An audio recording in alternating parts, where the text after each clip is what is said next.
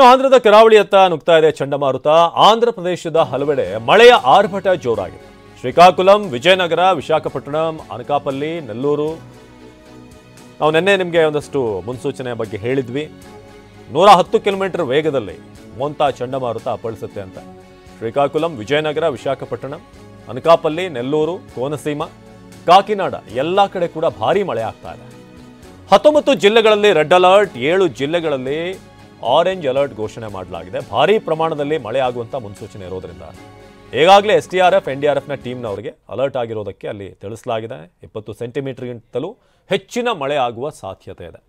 So ಆಂಧ್ರದ ಕರಾವಳಿಯತ್ತ ನುಗ್ತಿರುವಂಥ ಮೋಂತಾ ಚಂಡಮಾರುತ 110ರಿಂದ 120 kilometre ವೇಗದಲ್ಲಿ ಬಂದು ಅಪ್ಪಳಿಸುತ್ತೆ ಮೋಂತಾ. ಸೊ ಹಾಗಾಗಿ ಬೇಕಾದಂಥ ಎಲ್ಲ ಸಿದ್ಧತೆ. ಇದರ ಬಗ್ಗೆ ಪ್ರಧಾನಿ ನರೇಂದ್ರ ಮೋದಿ ಕೂಡ ಚಂದ್ರಬಾಬು ನಾಯ್ಡು ಅವ್ರ ಜೊತೆ ಮಾತನಾಡಿದರು.